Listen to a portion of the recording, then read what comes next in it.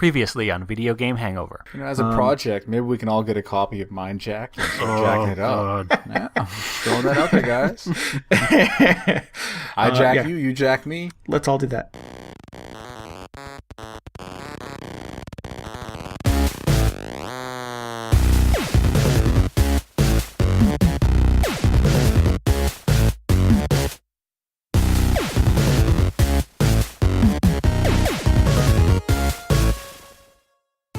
Hello and welcome to Video Game Hangover, the podcast for anyone considering spending $90 on a used copy of Xenoblade Chronicles at GameStop this week. Ooh. Don't do it. You're making things worse. I should sell my copy. You should. $90, Paul. Did you guys hear about this? Yes. Oh, I've heard about it, yeah. It's crazy. If you're listening to the podcast, you haven't heard about it, we'll put a link in the show notes. It's ridiculous. Don't give them your money. Yeah, it's insidious. Oh, man, let's not even get into it, because there's been so much just back and forth. But. Right, 40 minutes of conversation at the top of the show. Each week on VGH, we'll discuss the games that have been keeping us up late and break down a gaming-related topic. On this show, we're giving Nintendo something they desperately need. Some good press. Hey. Good guy, Nintendo. Yahoo! In the Hangover this week, we're still working through our summer backlog attack with updates on Spec Ops The Line, Resident Evil Revelations, or as they say in the game, Resident Evil Revelations, and Shadows of the Damned. Finally, we'll wrap things up with Last Call. I'm Randy Dickinson, and I'm in Harrisburg, Pennsylvania. I'm DJ Ross, and I'm in Mountain View, California. Hello, this is Paul Sandu in Dallas, Texas. Dallas, Texas. My least favorite part of every Resident Evil game is when the person announces the name of the game over the opening credits. I love that they put the, it started out all ominous in the first one. And then they just started putting the number on there, and it went way off the deep end. Resident Evil 3. I can't wait till it's in double digits. That's right, kind of awkward. Resident Evil 17. My favorite one, and this is you'll be able to tell that I put way too much thought into this, but in Resident Evil 4, the voiceover on that one, because it sounds like he almost forgets to say the 4. He's like, Resident Evil 4, and really awkwardly, oh, right, that's what I'm supposed to be doing. Somebody dubbed it in post. It's a different voice. Resident Evil 4. As weird as that is, I hope that they continue that proud tradition on for the time. Resident Evil games need that element of cheese, so just saying. That's a good point. Smothered in cheese, yes. A little cheesy. So we had a little viewer mail, DJ. You want to dig into that? Got some viewer mail. Last week we were talking a little bit about the whole Dragon's Crown kerfluffle. Kerfluffle, that's the word. Yeah. I think we've specifically reserved good that old-fashioned to discussions throwdown of Dragon's Crown. Mm-hmm. But, getting into a little the controversy around the art style, portrayal of some of the characters, the reaction to the Polygon review. But we garnered a couple comments of our own from you guys. First comes from Caps Locked on the blog, who says, I think you've put too much emphasis on the controversy in Dragon's Crown. Did I mention these are both comments calling us out? Because, anyway, that's where we're going. But anyway, he says, put too much emphasis on the controversy and are not looking at the fact that all the characters are stylized in a way. I think it's something that the internet as a whole is ignoring and just focusing on the sexualized nature of a few of the characters is what's going on. That's a good point. Yes, that's valid. I think that is what we took issue with, though, right? Isn't it? Is that the creators of this game clearly went with an exaggerated, overtly sexual for some of the characters style that just did not work for me. And I think I believe that Caps Lock also called out the fact that the dwarf, he's a male character and he's highly stylized, made of pure muscle, and same with the Amazon. Mm-hmm. And we never mentioned that, which is true. I mean, we didn't. We did focus more on the overly sexualized characters, but the overly muscly characters were a bit of a turnoff, too. I'm just throwing that out there. They look kind of silly. I think so. They look really silly. I don't want to get into it too much because this is a completely other discussion, but you can have this, you need to differentiate between characters who are have really cartoonishly exaggerated proportions, because that's what's going on here. But then you also have the sexualization of the female characters, which can happen at the same time, and I don't think necessarily happens to the male characters in this game, because you'll have if you watch some of the animations, the female characters will be sticking their butt out for this one pose, and Right. Okay. There's some other stuff going on, and they don't really give the males that treatment, so it's kind of not quite sure what the intention was. But I think that was the stuff that bugged us the most. I think it's awesome that they have this crazy looking dwarf. It was all muscly and oily and all that. Kind of oily. I saw some. There was like some. That was very specific. Well, there was He's some a other Hakan player in posts Street Fighter. going around with these oily men, and let's leave it at that. I'll post a link to that. There'll be a link in the show notes for you. Yeah, those of you paying attention. let me just write that down. Oily men. Yeah. So anyway, we have one more comment from The Noise on Twitter.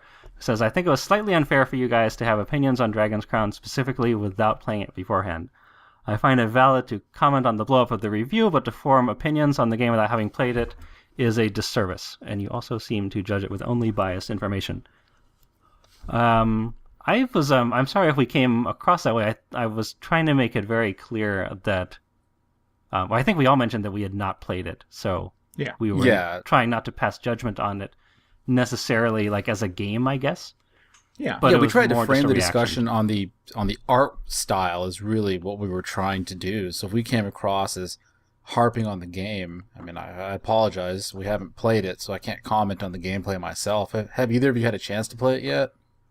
So no, I haven't, but okay. I'll say, like, we're in the middle of this whole backlog thing, so we're kind of are focused on that. But I have definitely moved it up on my list of stuff I would like to check out as soon as I have free time, because I think it sounds pretty fun, just the game in and of itself. But so after that, I'd like to be able to speak and be a little more informed about it as well. Yeah, I'm sure we can come back to it at that point too. And I don't have any intention of playing it. It doesn't appeal to me in any way.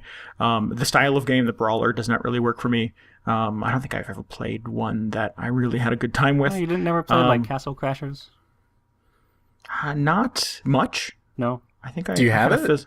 I do have it. Yeah. Well, not to derail, but we should play sometime. That's a really fun game. I was gonna say, like, I just thought that might be one that you would try out. So. Oh yeah. But no, I don't intend to play it.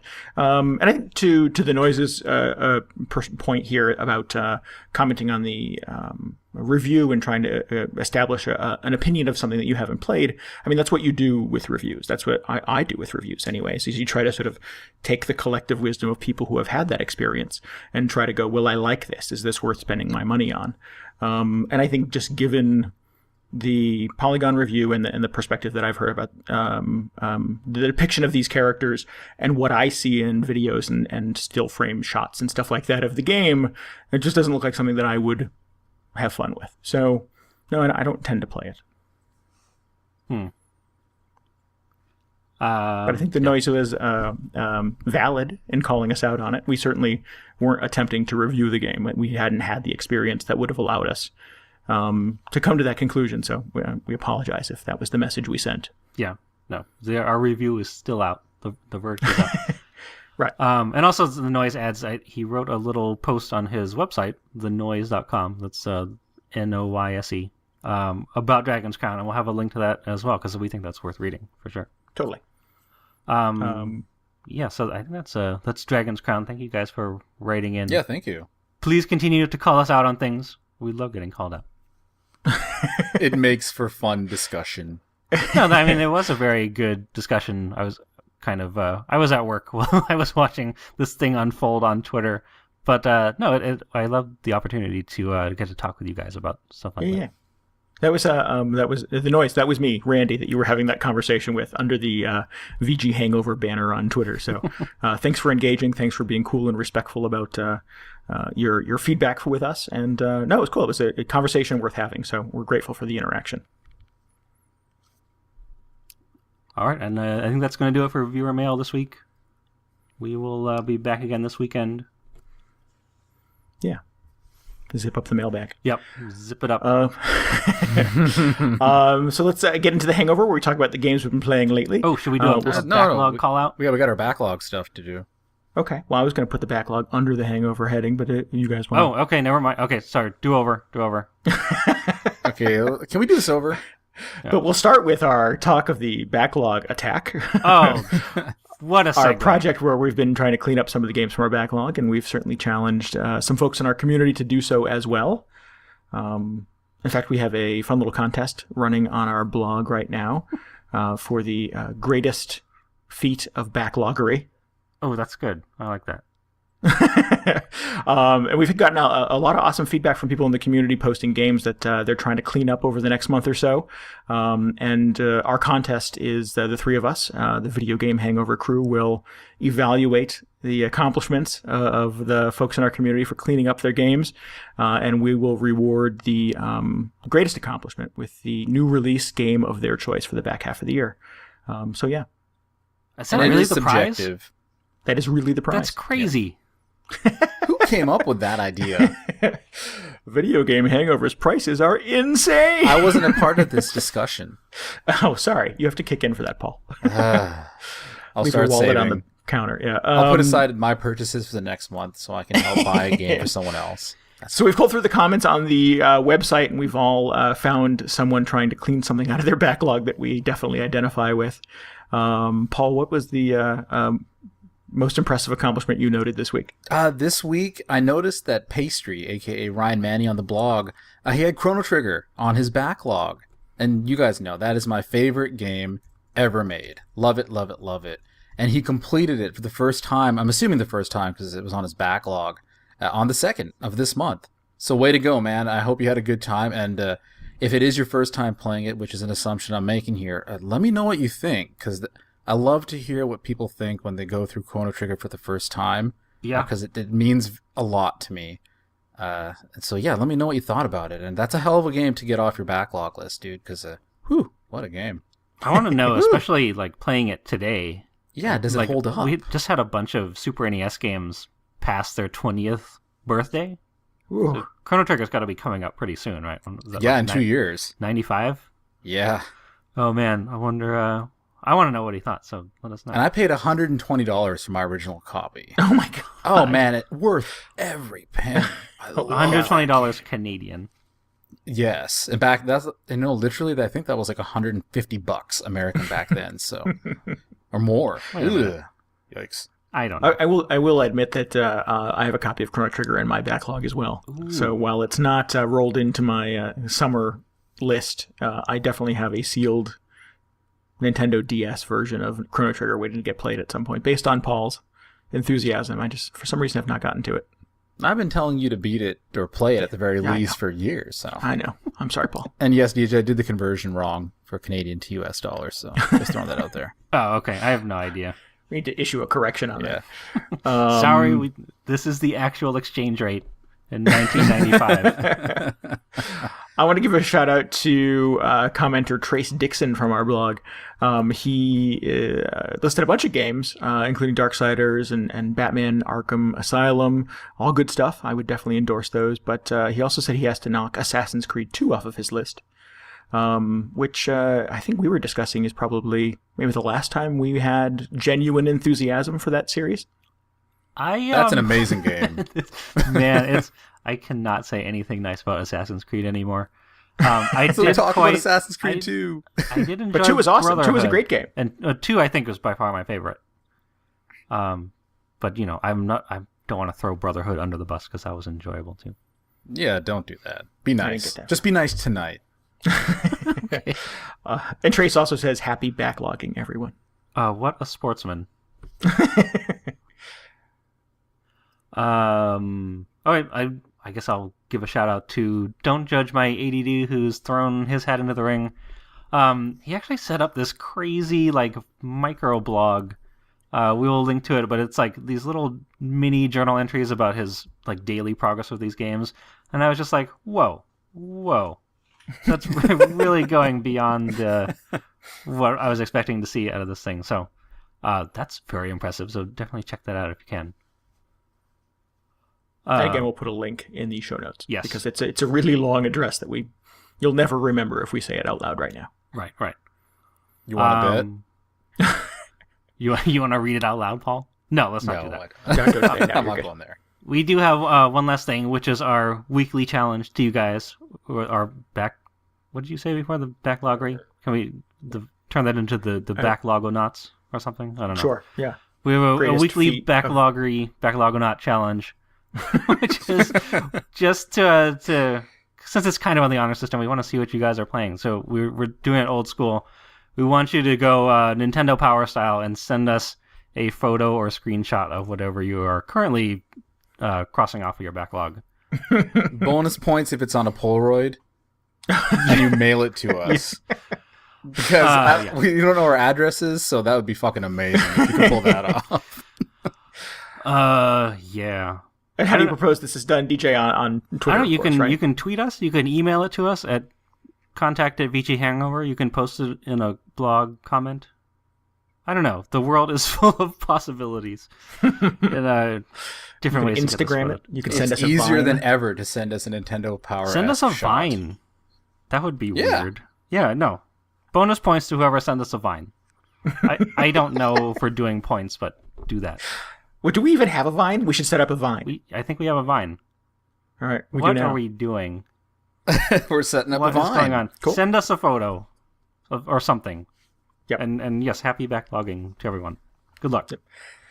And let's talk about some of the games that we've been clearing out of our backlog recently. Paul, you've been off to a bit of a slow start. To a but no start. you've been off to a no start. But you actually jumped into the fray this week. What have you been playing? Oh, fucking finally. I'm off the... I was inspired by you, from last year. But I decided, no, I got to turn this around. So I finally dove into my backlog yesterday, in fact. And I think I'm halfway through Spec Ops The Line. Oh, cool. I'm pretty nice. sure I'm halfway through it. So I powered through the game. I'm having a really good time. It's very enjoyable. I'm still waiting for it, though, to blow my hair back, so to speak, because I know a lot of people talk about how the storyline approaches your typical, soldiers in a battlefield type of thing very differently than most titles. I don't think I've quite reached that point, because right now I'm still just shooting dudes and having a good time doing that. So when do I start to hate myself? Isn't that what's supposed to happen? I gotta say, so we've both played this, right, Randy? Yeah, we did. It does have kind of a slow ramp up. And it is, I guess, fairly generic, it feels like. It feels very samey, I was going to say. So, but just stick with it. Just trust us on it, I think. Yeah. Oh, no, I do. That's why I decided to power through it. I mean, at least I'm having a good time. The mechanics are good. Yeah. Oh, yeah, it's a solid shooter. It and there's a is. lot of fun things to do. Absolutely. The setting is very unique. For those who don't know, this is Dubai post these sort of apocalyptic sandstorms that have kind of wiped out the city. So it's shells of hotels and golf courses. And It's kind of cool traversing rooftops of skyscrapers in a sandstormed, destroyed metropolis. That is very unique. And the game looks incredible on PC.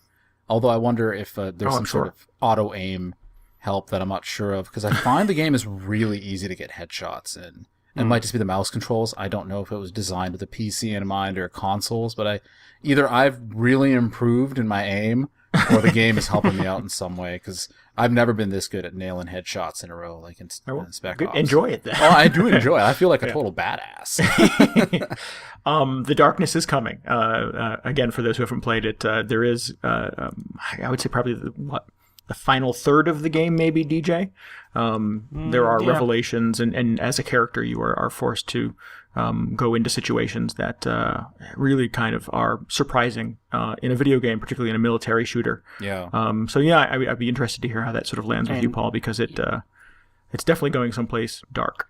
It really, I mean, halfway there are significant events, and then it really pulls you in. But I mean, it's like, I don't think this is a spoiler, but it's basically Apocalypse Now or Heart of Darkness, right? Like you're sent That's after what I've this heard. one dude. So you just imagine the similar progression, and it just gets crazier and crazier, and stuff keeps happening. So you have that to look forward to. Well, I found it very interesting. I hope this isn't a spoiler, but my squad mates are commenting on the enemies we're shooting. In most games, it's like, oh, let's take out some dudes, and these guys are like, man, I don't know how I feel about this. And my character is all like, well, we have to, or they would kill us first. There's some minor little things like that, and I know the story does go deeper into that, I would imagine. Sure. That's what I've heard. Mm-hmm. So that's kind of cool. But at the very least, this is a very competent third-person shooter. I mean, going from cover to cover works well. The aim is amazing, like I've already said. So the mechanics are tight, and that is awesome. I mean, I really enjoy that. And the pacing has been spot on as well.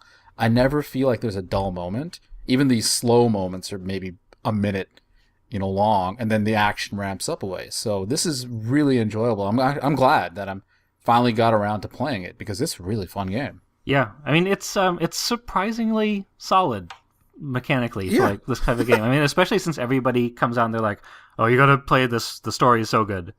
And when people make that recommendation, I'm kind of like, "Well, so how's the gameplay hold up?" Like if you're just there for the story, then maybe you're not as interested in shooting dudes. Right. But so it was a very pleasant surprise that no, it's actually kind of fun to play. And just one last thing that I really like about the gameplay is how you can, with a click of a button, have your squad mates help you out and like issue commands, for them to take out enemies that you might not be able to from your vantage point. And that's a nice little addition, I think, to a game like this that I found really enjoyable, where I can give orders and it would have an impact on the battlefield right away. It's very full featured, and there will be a number of times, if you haven't gotten there already, where you do feel kind of pinned down and trapped behind an obstacle or a vehicle and no way out, and the only option you have is to sort of scream an order to a buddy who is maybe got a little bit of a height advantage. Yeah. And the game responds really, really well. It actually sort of is quite intuitive and does what you want it to do. You're never fighting against it, which is makes it all the more disappointing that Spec Ops did not sell a lot and will unfortunately not see a sequel anytime soon. So, although I can't have that conversation, but I was going to say that was going to get super spoilery. I will bite my tongue.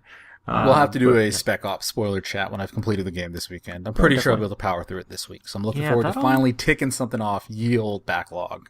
That'll be interesting. We haven't done, I think the discussion surrounding this game is a little more interesting than most. So yeah, we should do that. Definitely. That'd be fun. What have you guys been playing, yo? I dug into Resident Evil Revelations, as I said. DS? The 3DS? 3DS, yeah. It's all right. It's all right. Really? I'm a few hours into it. Wait. What happened to what were you playing last week? Mind Jack. Mind Jack. Oh, Mind Jack. The Gunwheel game, that's right. Yeah, I got to a boss encounter in Mind Jack that was so endlessly frustrating that I couldn't figure out what the hell to do. Oh, no. So I went on the internet and looked for a solution to how to get past this boss. And it's this sort of giant robot. Just like, nobody's played Mind Jack. Nobody's gotten that far in the game, right? But no, there was some playthrough video and there was some commentary I did find. But it's this giant robot comes crashing through a door, and he's got giant machine guns mounted on him, and you're kind of moving from cover to cover. And then he's sending out sort of waves of support, so little robots and gun wheels and other cops come out to try to shoot you, and you're really just sort of pinned down, and all my bullets are bouncing off of this robot thing, and I don't know what to do. And I'm just emptying clip after clip, and I'm not making a dent in it. And so I look it up. What do I do to get past this giant robot? And it says, oh, don't shoot the robot. Jack it. No, you can't do that either. It's got some shielding, and you can't do that. You have to just kill all the waves of his support, and then mysteriously he blows up. And I'm like, I'm not playing this game anymore. This is stupid. Wow, that's the second game you quit now. Oh, man. That's one way to cross games off your list. I quit. I got further in this than I did in Walking Dead. I think I probably put 6 hours into Mind Jack, maybe 7. And How Long to Beat says it's really only 7.5, 8 hours long. So this could have been the final boss for all I know. But it was fun up until that point. I had a good time with it. It sounded like it, yeah. Yeah.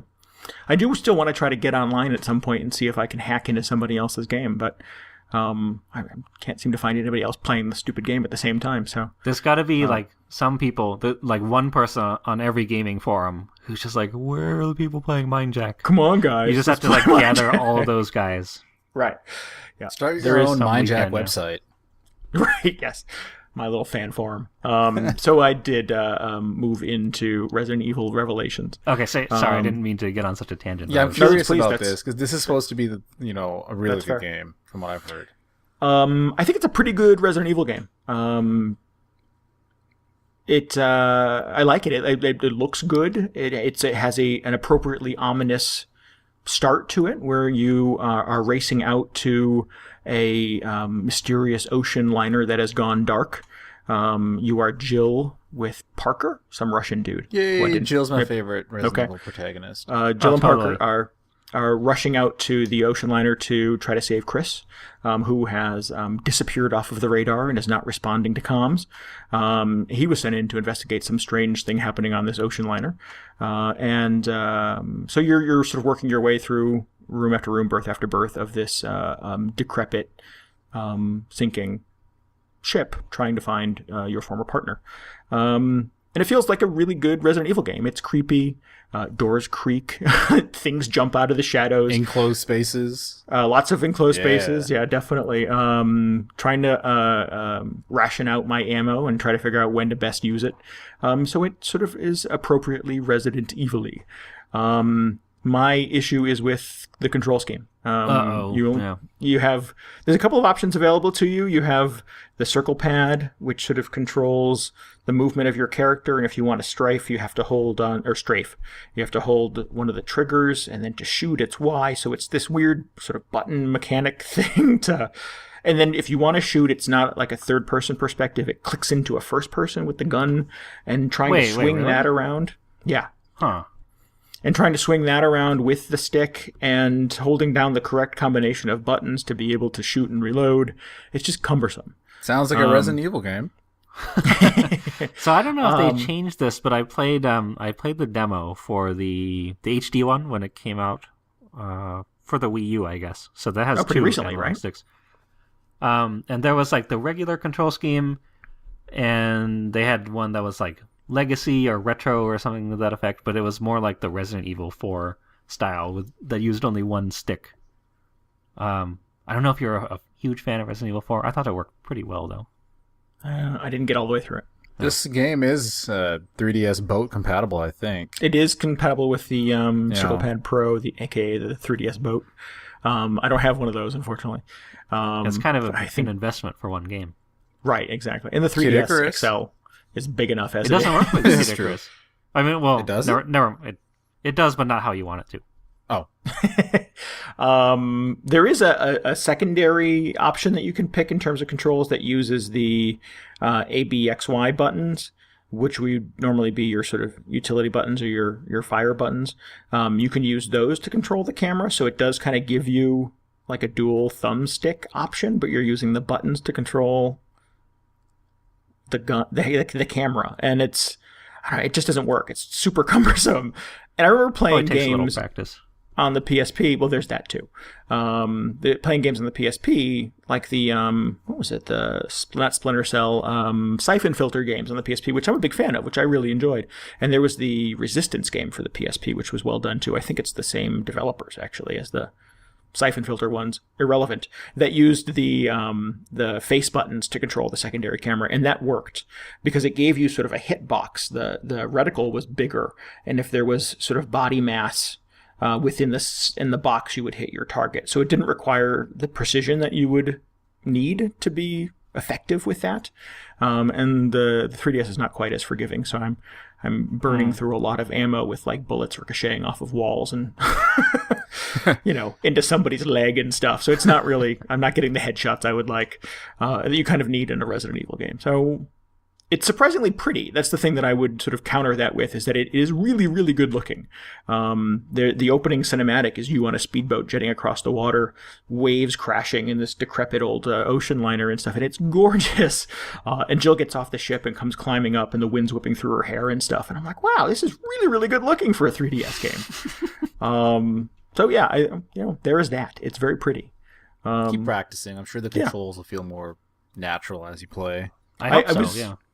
Trying to switch through some of the options there to see if there was one that sort of worked for me. I'm only a couple hours into it. My new favorite site, How Long to Beat, says it's about 10 hours if you just sort of go through the entire story, but you can sync up to 35 hours and do it if you go for everything. I don't see me going quite that long with it, but I do want to see how this story plays out because I'm having a good time with it. Well, that's good. Man. Yeah. You sounded like super down on this one like a couple weeks ago when we first went through the list, but so that's good. Sounds like it's working out better than you expected. Yeah. I don't know.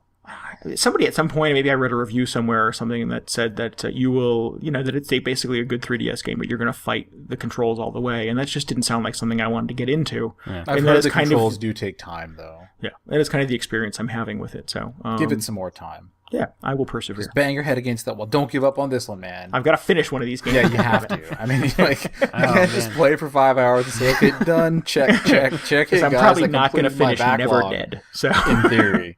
Right. Man, if you get that 3DS boat, you know what you can play after that. Monster Hunter, right? That's a Monster Hunter. Oh, yeah.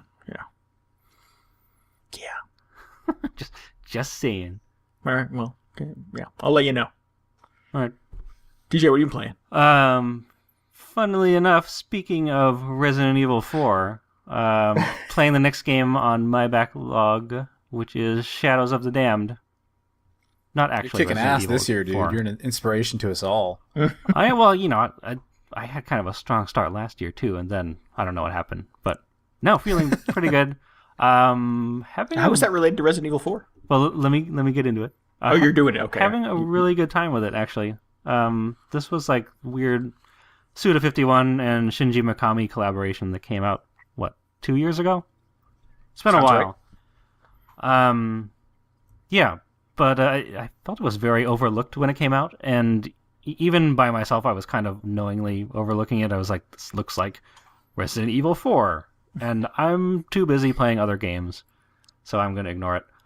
With some Shinji Mikami Suda 51 weirdness. Yeah. But no, it's basically Resident Evil 4. That's good that for style you, of gameplay. It's like, over the shoulder, third person shooting, got the laser sight. But no, it's really good. I'm having a surprisingly good time with it. That's cool. You guys know how much I like Resident Evil 4.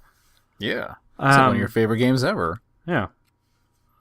I don't know how much else I want to add to it other than I wish people would, if you're a fan of the genre, a really solid action game, that you should check it out. Really good gunplay.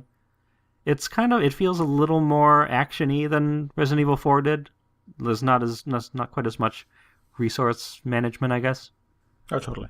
But it's kind of good that way. Maybe a little more accessible to people. Plus, I've got the second stick in there. This was one of my favorites of the year that it came out. I like Suda as a rule. Yeah. But I've never really, I tried to get into Killer 7. I couldn't for some reason, and then I've just never gone back, I guess. I don't know. His games always seem really interesting. Although it's funny that you mentioned that, because being the first game that I've really gotten into, aside from Liberation Maiden, I suppose. Sure. I don't know if I'm loving what I assume is his influence, like his contribution to it, which is kind of like the goofy storyline and the characters. The crazy dialogue and the flying blob of poop. And well, okay, so here's the thing. Blob of poop? Like, yeah, there's a lot of weird stuff that needs explanation. Like, the world is really incredible. Like, it's really visualized very well. It's very cohesive. That's gorgeous. Yeah. Yep. Really inspired and unusual. And, like, the monster design is pretty good. I don't know how much of that is him. But, I don't know, like, the story... I haven't seen too much of the story, but I guess the dialogue is what comes to mind when I think about stuff I'm objecting to. It just feels like it's like trying so hard to be this one thing, like kind of going for a B movie schlocky feel. Oh, totally. Really corny, like just bad dialogue, but it doesn't quite get to that level. It just doesn't. Is it just bad dialogue at the end of the day? Yeah, I mean, they're like all these jokes and like innuendo, and they all fall kind of flat. I don't know. That might be subjective. I found it funny, and it's been a little while since I've played it, but I remember sort of really kind of going with it. And yeah, I think some of the dialogue was a little stilted and a little hammy, but I think there was a part of me that thought maybe that was by design. It felt like Army of Darkness, where it's sort of, Hail to the King, baby. That kind of just sort of ridiculous, like you said, innuendos and exaggeraries. Yeah, that kind of cheese can be difficult to pull off, though. I think that's what's going on, because I could totally see them doing Army of Darkness, but it's just like, it doesn't get to the point where it's like so bad it comes back around and is good. It's just plain bad, a lot of it. I don't know. Is Maybe it not I witty just need to at get into all? it more. It's not really. It's kind of just obvious. Yeah, I don't See, think it's that's- going for witty. See, that's when dialogue like that or storylines like that lose me. I don't mind cheese. I love a good element of over-the-top nonsense, but there needs to be some element of wit. Something that makes you say, oh, that's very clever Yeah. to really suck me in. If I that's can see missing, that, sure. it can fall flat. For me Like what personally. kind of set the tone for me is like in the intro, he's got this demon like kind of dead, half dead on the floor, and he's like, doing his last breaths back and forth, repartee, and the demon drops this line. He's like, it's kind of like, spurring him on. He's like, oh yeah, what are you gonna do now? What are you gonna do now? We got your girlfriend, and it's like, okay, this is like his moment to drop the line that totally sets up his character. And he just like points his gun down at him. He's like, "Fuck you!" like really? That's the best thing you could come up with. And I don't know. okay. It's just been more of that going on. So I hope they dig themselves out of this pit a little bit, because there's like the character is so silly.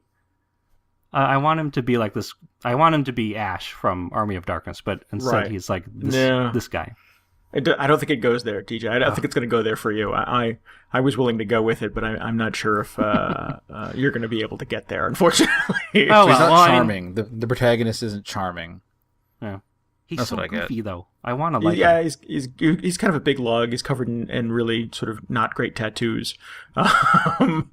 Yeah, no, he's yeah, I don't know. not witty. No, he's really just kind of vulgar and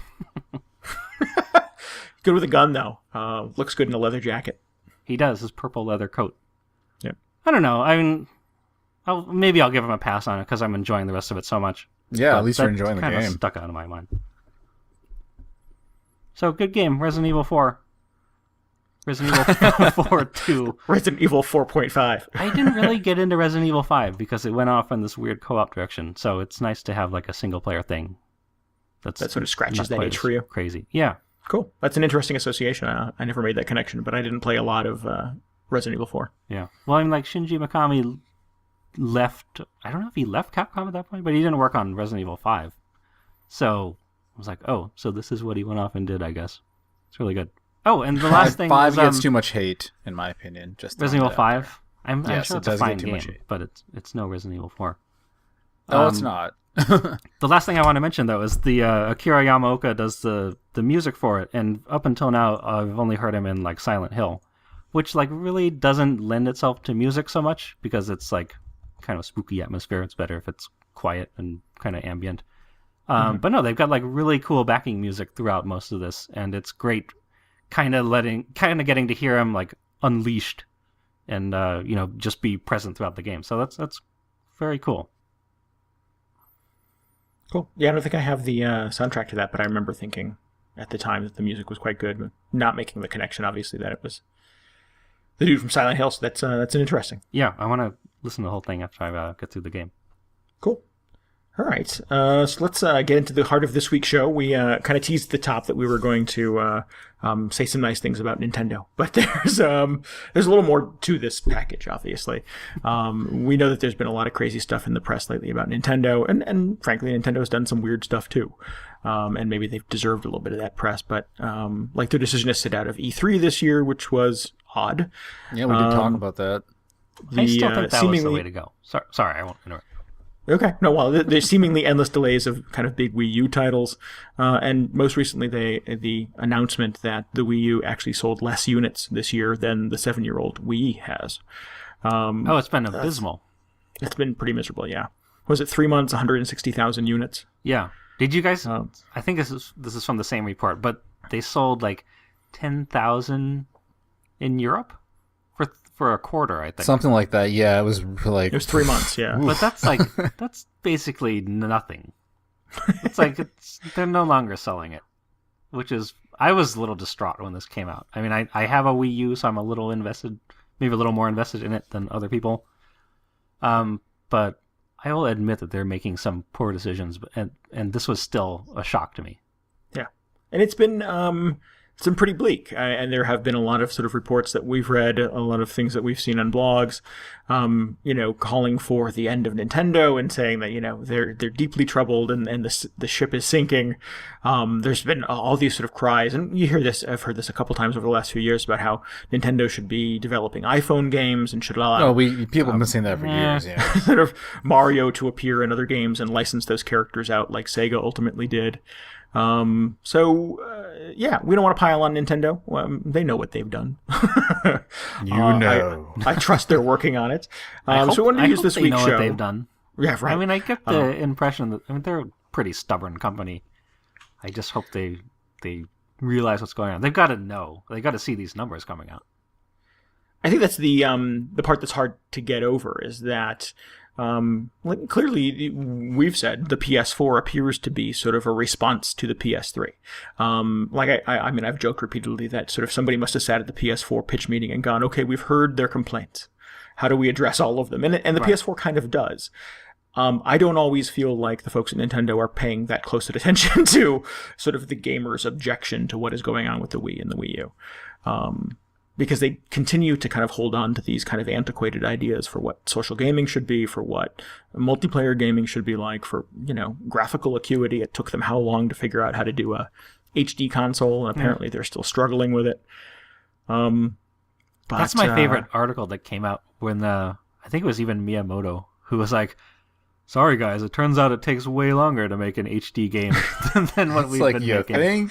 And I'm just like, I can't believe it. Right. Well, and I think that just illustrates how insulated and isolated the Nintendo operation is. Because clearly they're not, asking other developers for advice. They're not sort of looking at how Microsoft and Sony figured it out. They're really just kind of doing their own thing, which for a long time worked for Nintendo. And continues to work for Nintendo on handheld devices. I mean, you can't touch the 3DS in terms of gaming options. They've sold billions of those, right? I mean, what's the number on that, Paul? Billions? Okay, that's maybe a slight exaggeration. They have sold a billion 3D comparatively to the Wii U. It must seem like a billion, I'm sure. Well, there was an article on IGN that had some very interesting facts. I mean, fact of the matter is, the Wii U, as it stands today, is a disaster in terms of numbers. Okay, there's really no way to get around that. But the Wii U is just one branch of Nintendo's, multifaceted business model. And when people tend to forget, the 3DS, considering the marketplace today, it is kicking ass. It is dominating, and quite frankly, it's eating up most of my time this year. Oh, totally. I'd say 85 to 90% of my gaming time this year alone has been spent on my 3DS. Oh, totally. So, I mean, all three of us are 100 hours plus on Animal Crossing. So that I'm almost at 200. All right, well. I'm creeping. I don't say that with pride. I say that with a little bit of shame, but that nobody likes a braggart, Paul. How many hours have there been since it came out? I don't know. Maybe 201? I don't know. Paul has played all of them. I don't know. But the fact of the matter is, the 3DS, though, it's dominating our time this year. It's doing really, really well. It's kicking ass, and I'm sure it's minting Nintendo money. Sure. And it's not done. I mean, there's more to come this year, too. There's Mario and Luigi. Pokemon's going to be huge. Pokemon's October. There's the new Zelda, which they just not dated, but they at least gave a window for in November, which looks amazing. The footage they showed last week at the Nintendo Direct was awesome, and I cannot wait to play this game. I'll put a link in the show notes if you haven't seen the video. This is the Link to the Past sequel, right? Right. So leading up to this, Link Between Worlds? Yeah, they've got to put the original on 3DS Virtual Console. Oh, please. Or, I don't know, Wii U Virtual Console, I guess. But I don't know. I think everybody should play that. I've never played it. I gotta. Yeah. It's incredible. I mean, if you like Zelda games even a little bit, you will love Link to the Past. It's my favorite Zelda game. Yeah, you've said that, and I've wondered, how can I get this game? And clearly there's not really any easy way. You can't. Nope. Yeah, it hasn't been very accessible. But see, that's the thing. I have a lot of warm fuzzies associated with that series. I haven't played a new Zelda game in a long time, but yet you say Zelda, and I feel really happy to hear that there's another Zelda game coming out on my current console of choice. So it's not all doom and gloom for Nintendo. Hell, I even plan on getting a Wii U eventually. It's not at the top of my list. And I know Nintendo has some huge games coming out next year for the Wii U, which is baffling. They do? You know to that? me. I mean, what are they? Well, we got Mario Kart. We got the new Smash Brothers. Those are two of their biggest properties that they have. Yeah. Don't forget And I'm there's sure there'll new be system Mario sellers. this year. And I forgot all about that, too. Yeah. So I don't know. The games are kind of coming at a drip feed type of pace, maybe because Nintendo was caught with their pants down. I mean, when their, master designer says it's been taking a lot longer to make a game for an HD console, that's kind of bad, I mean, he's like their crown jewel when it comes to game designers. Maybe that's why, maybe they didn't realize how long it would actually take to develop these titles, and that's why they're coming out late. I don't know. I mean, that but seems like a pretty enormous oversight, because they had, 6 or 7 years working on this, and they have so much money from the Wii that was so successful. So, what were they doing the whole time? They should have been, they were they playing should have Animal Crossing. some insight into that. No, you're right. I mean, no, you make a good point. I don't know. I think it just goes with this whole stubbornness, and I don't know. Yeah. So Nintendo's not going anywhere. I think that's the heart of this thing, is that to the doomsayers, to all the gloom out there around Nintendo, we say, back off. Nintendo deserves a little bit better. Yeah, well, I mean, the whole, this weird movement that they should, become a third-party publisher, and especially the mobile games thing, I totally don't understand that. Because that's, the complete antithesis of Nintendo, I think. But that's true, because... that IGN article makes a good point that, okay, the Wii U isn't... It may be dead. Who knows? It's really doing poorly. But Nintendo has got this whole, war chest of yen, I guess. Right. So they could totally... And they can't all be winners. I think that's the other thing that I should point out as well, is, I mean, the GameCube was not really a winner, right? I mean, that didn't sell... Right, but, historically, it still was selling better than the Wii U, And I think they made a profit off of it, too, at the end of the day, which is really the most important thing, is they made money off the system. And Yeah. But okay, we're trying to keep it positive. We promised we weren't going to pile on Nintendo. So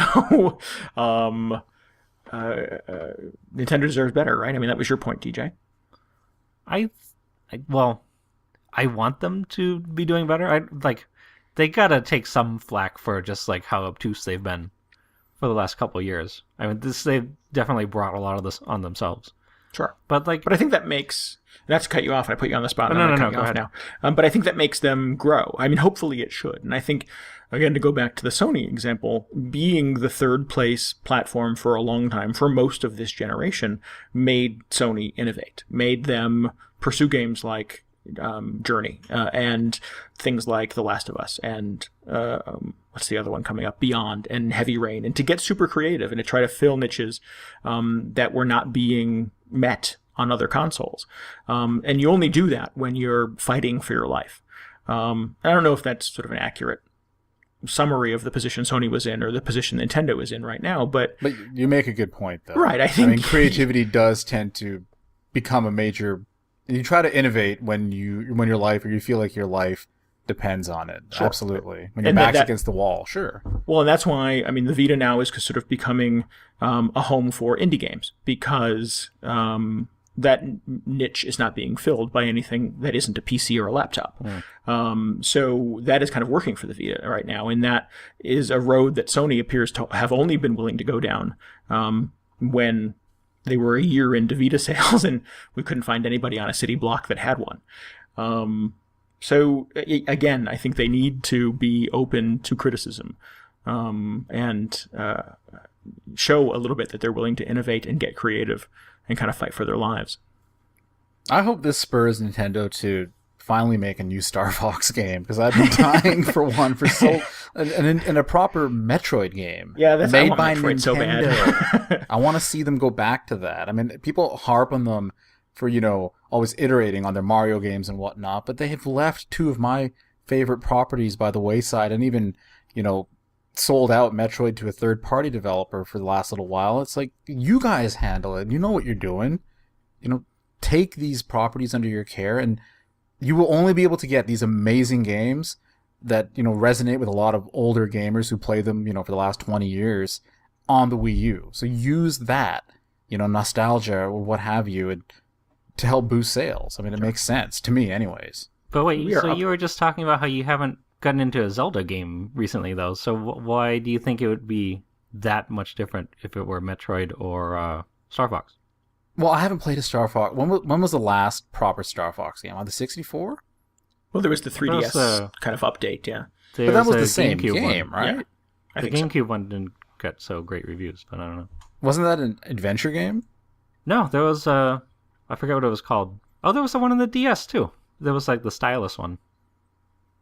Paul, they've been making Star Fox all along. Well, damn. There goes my point. Exactly. Thanks for doing all the research, Paul. We appreciate it. No, I mean, I thought that the 3DS one was just Star Fox 64 in 3D. The 3DS one was, but, Yes. There were those other two. I don't know. I mean, there definitely hasn't been a traditional Metroid game in quite some time. Yeah, that's been a long time coming, and I haven't played one of those in forever, so I would love to see that again. They made Zelda, 2 years ago? Wind Waker? Yeah. No, Skyward Sword. No, Skyward Sword. And I'll get around to it. I do plan on getting around to it. You know what turned me off from playing Skyward Sword is I heard it was like 50 hours long. Or something like that. I'm like, I really don't have time for that, so I never purchased it. But I've heard it's a great game, and I do want to play it. I don't know. It seems like these demands are getting awfully specific. Well, I do have my specific tastes. It's valid though. Is it like a hang up people have? It's like, well, I want the old Nintendo games I remember, but I want them to be this way, not this other way. Right. Yeah, that's fair. I mean, maybe that's my own, demands are unreasonable and whatnot, but I really would like to see a proper Star Fox game in HD. I don't think it's unreasonable to want games to control the way you want them to that don't require sort of waggling and weird controllers. I don't think it's weird to want games in HD that look good, that are polished and not broken. I don't expect to be fleeced to download old copies of video games either, and I think that system's a little bit broken too with the Virtual Console. So, I don't think those are unreasonable expectations, Paul. I think you are right to want an updated version of Star Fox and Metroid. We all want that thing. I want it traditional, more traditional style, without the waggle and all the gimmicks and stuff. Proper controller, that I'm used to. Proper design that will adhere to the old design principles. I don't want waggle in my game and nonsense like that. I don't know. I mean, I can't speak for you, but I'm not. I wouldn't say I'm like, give me the waggle, give me more waggle. But the Skyward Sword, I liked the way that controlled. They did a lot of clever things. Can you play it traditionally? No, it's because it's all about that the Wiimote Plus. Okay, well then, see, that doesn't really appeal to me. The motion controls on any system, that's not a thing for me. That I don't enjoy it. So if that's the way they built the latest Zelda game, then I may have to skip it. And if they do the same thing for a Wii U Zelda game, I may have to skip that too. I want a traditional game that controls with the controller. That's what I want. Because I don't like these motion controls on any system. Nintendo's not really in that business right now, unfortunately. Well, then I don't know what to tell them. They found this thing that works with the Wii. I'm curious to see how Wind Waker makes the transition to one an HD console, two to the Wii U. Because, that was a GameCube game, right? Mm-hmm. Yeah. The GameCube had its funky sort of, but semi kind of traditional controller. I think I played that with, what was the wireless controller on the Wavebird. GameCube? The Wavebird. The Wavebird was awesome. Oh, man. I just brought mine out of the closet, for some reason, this weekend. It's still, I think, my favorite controller. With the Wii? Yeah. No, you can't actually. But I was just, clearing stuff out. I was okay. it's you a can, Wavebird. Well, you can use it with the Wii, but not the Wii U. Oh, yeah, sorry. Yeah. Did I say that? But yeah, that was probably my last favorite Nintendo controller. But I think moving Wind Waker to the Wii U and using the tablet controller and using the screen to sort of manage your inventory and stuff like that, your map, I think all of that could be cool. It is closer to a traditional controller. Obviously it has the second screen in it, but at the very least it's got two thumbsticks and some triggers. Mm-hmm. That's all I need. Because if the barrier to entry for someone like me who's been playing games most of his life is the control mechanism, that's a problem. Because I don't find them enjoyable at all. I don't know if that's a hang up. It's not fun for me to wave my arms around. I don't enjoy that. So if there's an option, just an option to play with a controller and buttons, I'll consider the title. And I hope the Wii Nintendo U is much more about traditional controls than it is about motion controls. That's what it looks like, yeah. So that's why I've been more interested in seeing titles on that system, because the Wii was all about the waggle. It really was. So why, DJ, do you think they're not getting kind of the adoption they need from third-party developers then on the Wii U? Why is it so hard to port that stuff over? Well, first of all, it's just not selling anything, so I'm sure all the third-party guys are jumping ship. Right. Which is just that's why Rayman went multi-platform, because I mean, they've never been great with third parties, so I'm sure that didn't help. They're like, oh, we got this weird thing, come make games for us. But I don't know. Going beyond third party, their first party stuff just isn't there at the moment, and there are these people calling. They're like, oh, you need to do a price drop on this right now, because that's sort of what helped out the 3DS when they were in the same situation. But I don't know. I don't. Yes, think I remember being really angry about that. Yes. The angriest VG Hangover episode of all time. I don't know. I don't think the Wii U library is quite at the same point where as the 3DS was when they did that ambassador thing. So they still have a little ways to go. I hope it picks up though. I can't say that I played the 100. What's that name? The Wonderful 101, the demo. Oh, it's so good. I want that. I don't know if that is a system seller for me, because that price is still a little steep, particularly with the PS4 around the corner. Yeah, I think there's got to be a price drop coming. If they do that, I would consider getting one for Earthbound on the Virtual Console. For Earthbound, there's that. I want to play Earthbound. I want to play Zombie U. I'm that not looks faulting like you for Earthbound. I just think it's funny. That's like, this is what's gonna finally get me. I know. I'm a jackass. You what buy can a I $250 console for a $10 download. I haven't played Earthbound I'm not in like this isn't a slight against forever. you. I'm just saying, like, there are actually so many people who are playing Earthbound on the Wii U, and it's amazing. It's an incredible game. Because I'm glad it's that good. It is that good. Yeah, I agree. But I digress. Yeah. I don't know. I really hope it picks up for them this fall. There is Mario. It would help them a lot more if they had Mario Kart ready to go. Yeah. I'm sure it'll freaking glorious in It HD. did look Yeah, amazing, didn't it? That is insane. God damn, man. That I game looked swore I was incredible. not going to buy another console Mario Kart, but it looks so good. We all know we're going to buy that. Oh, yeah, I think like- we are. I think when Mario Kart hits, we're all going to have a Wii U at that point. Well, see, the thing is, I think once they get Mario Kart out and Smash Brothers, they'll start flying off the shelves. But at that point, will they have third-party support anymore? Will they have any other stuff in their catalog coming? Because the Wii got pretty sparse in the last Bayonetta 2. years. Bayonetta 2, yeah, I know you're excited for that one. I think it's just going to be the console that plays Nintendo games occasionally. Which is like, honestly, that's fine. Are you okay with that? Yeah. I think so. I would be okay with that. I mean, the occasional third-party I think it stinks gem. to need another console for that. I don't know. And Nintendo games are pretty exceptional when they're really on. That's the thing, is that, I get feisty about that, but then I realize how much I love Luigi's Mansion 2, and, You have Eternal to give them Darkness. credit. When they're on their game, like DJ said, Nintendo is second to no one when it comes to creating an incredible video game experience. That's why I love them. That's why I never want them to stop making games and have their own consoles, because they do their own thing that no other company on Earth has been able to emulate so well. They just need to do more of it and faster, right? Yeah, exactly. They've definitely done the best job of avoiding all the just garbage that's come out of this last console generation, where it's like, pre-order at GameStop for this DLC, and here's this, unlocks, and I don't know, achievement points. So I don't know if that's a bad thing. Maybe you are an achievement hunter.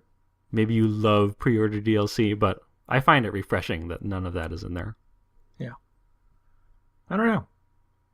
I want accomplishments. I want that visibility or achievements. I want another Star Fox game. Just give me that. I want Metroid. I want Metroid Dread. I know somebody's out there making that game right now. They've denied it, but it's happening. No. I want that game to come out. Make it happen. Metroid Dread? Yeah, Google it. It's a traditional 2D Metroid platformer. It's been in development. Isn't this and like then a it wasn't in 10-year-old development. rumor? I don't think it's quite that old. I I want people to stop saying like a Metroid style game, so we can finally go back and say, hey, it's a new Metroid game, not Metroid style, Metroid game. I was having some argument on Twitter about Metroid, like calling games Metroidvania, and I was like, I don't think they get to be called Metroidvania anymore. I think it's just Castlevania. Like, they haven't made a Metroid game in 10 years. Yeah, that's a good point. It's like, when does the torch get passed on to the new series that aped your design, but now you haven't done that in a long time. You've lost that. You've lost that title. And someday we'll play that new Metroid game and go, oh, it's just like Castlevania. Yeah. Hey, that's fine by me. All right. So in conclusion, Nintendo, we're pulling for you. We're invested. We're on your side. We are Team Nintendo. Yeah. We just want this thing to go right. And keep making kick-ass 3DS games, man. Keep that system going strong. What a pleasant surprise. All right, so let's wrap this thing up. If you have any questions or comments about anything we talked about in the show, we are at VG Hangover on Twitter and Facebook, or you can head to our blog at vghangover.com and let us know what's on your mind. Drop us a review on iTunes. That's good. Yes, do that too. That's always nice. We certainly would still love to have folks contribute and get involved in our Backlog Attack contest. You can go to our blog for details on that. DJ's been really good about updating our progress through that, and we've got some good conversation going in the threads there. Just can I say one last thing about the iTunes reviews? Of course. I don't know if you guys have gone there recently, but some people have put some really, really positive and thoughtful reviews there, and I was really touched by some of the things they had said on the iTunes reviews. I checked it out last week, and this is a bunch of stuff. I haven't checked the reviews in a while, so thank you so much. We don't mind, also if you have some constructive criticism. It doesn't always have to be glowing reviews. It's nice, but if you have any ideas or suggestions on how we can improve the show, send us an email or put it in your review, okay? Because we're always trying to improve the show, and we do appreciate all your support. Totally. Oh, man, I feel ridiculous because I've been telling people to review us on iTunes, and I just realized I haven't even looked at them recently. So, oh, man, what an ass. We owe people. Yeah, next week we'll dig into that. We'll read some of those next week. Cool. That means that I have a week to install iTunes on my machine. Get to it. All right, this has been Video Game Hangover. I've been Randy Dickinson. I'm DJ Ross. This is Paul Sandu, and thank you so much for listening, everyone. Good night. Good night. Bye. Oh, morning. You've been listening to Video Game Hangover. Send your questions and topics to us on Twitter at VG Hangover, or leave a comment at vghangover.com and we'll feature the best stuff on a future episode. This week's music is by Disaster Piece from his original albums Rise of the Obsidian Interstellar and Level. Find these and more at disasterpiece.com. Thanks for listening. We'll be back next week.